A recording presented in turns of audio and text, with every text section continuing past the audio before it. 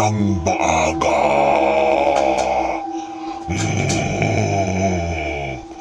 Magang-maganang mga mata mo.